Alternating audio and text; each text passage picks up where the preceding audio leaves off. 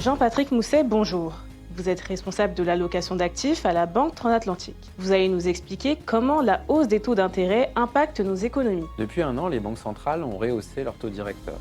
Le mouvement est d'une ampleur sans précédent depuis 40 ans. Comment se transmettent ces hausses de taux à l'économie réelle? L'objectif des banques centrales est de faire baisser l'inflation en ralentissant la croissance économique. Elles ont à leur disposition 4 mécanismes de transmission de leur politique monétaire à l'économie réelle. La confiance, les taux de change, le prix des actifs et l'impact des taux d'intérêt sur le crédit et l'épargne. Quel impact sur la confiance des ménages et entreprises? Premièrement, les hausses de taux ont en théorie un effet direct sur la confiance des ménages et des entreprises. Une hausse des taux d'intérêt signale des temps plus difficiles à venir. Elle est donc censée déclencher un mouvement autoréalisateur de baisse des dépenses. Certes, en 2022, la hausse des taux a affecté les marchés, mais elle n'a eu que peu d'impact sur la confiance des consommateurs. Celle-ci dépendait davantage du niveau élevé de l'inflation. Par contre, si le marché du travail se dégrade en 2023, alors la confiance serait affectée. Comment la hausse des taux d'intérêt affecte les taux de change? Deuxièmement, en augmentant les taux d'intérêt, une banque centrale renforce en théorie l'attractivité de sa devise. Elle affaiblit donc la compétitivité de ses biens à l'export, et cela pèse sur la demande de biens et détériore la balance commerciale. En pratique, ce ne fut pas le cas en 2022, car les cycles de resserrement monétaire des banques centrales étaient très synchronisés.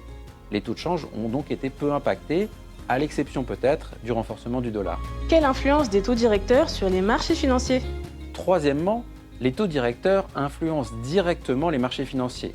Ils déterminent les taux d'actualisation des flux futurs de trésorerie. Ils constituent aussi la référence des taux de crédit immobilier. Une baisse des marchés financiers et de l'immobilier diminue le patrimoine des ménages. Et cela devrait peser en théorie également en retour sur la consommation et l'investissement. En pratique, en 2022, on a bien constaté le premier effet, c'est-à-dire l'impact de la hausse des taux sur les marchés actions et obligataires. Le marché immobilier qui a commencé à corriger dans un certain nombre de pays. Par contre, l'effet richesse, c'est-à-dire la baisse du patrimoine des ménages, n'a pas pour l'instant affecté la consommation. Quel impact sur le crédit et l'épargne?